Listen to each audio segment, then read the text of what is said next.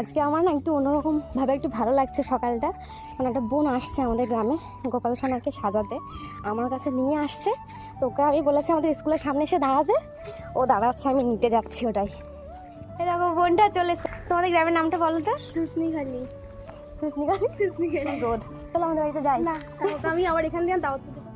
কতটা সৌভাগ্য আমার, দেখো কালকে হচ্ছে জন্মাষ্টমী আর গোপসরা আমার হাতে সাজলে এরকমই হয়। ঈশ্বর যখন চাইবে না সেটা আমরা চেয়েও কেউ আটকাতে পারবো না। এই যে দুখানা গোপসোনা কি সুন্দর। তারপরে আমি প্রণাম করে কাজে বসে গেছি ফ্রেশ হয়ে। তো দেখো আমি কেমন সাজাচ্ছি, আর সাজানো ভালো লাগলে অবশ্যই আমাকে একটা কমেন্ট করে জানিও। প্রচন্ড রোদ ছিল বলে মা আবার ছাতা বেঁধে দিয়ে গেছে দেখ। আর এই যে আমার কিন্তু সাজানো কমপ্লিট, এখনো ড্রেস পরাইনি। তারপর এই দেখো ওদের যে পোশাক ছিল সাথে সেটা পরিয়ে দিয়েছি। কেমন হয়েছে তোমরা একটু জানিও। বোনটা আমাকে শুধু চোখ এঁকে দিতে বলেছিল, কিন্তু কাল তো গোপুর জন্মদিন ছিল, আমি কিভাবে ছেড়ে দিতাম বলো তো এভাবে খালি খালি।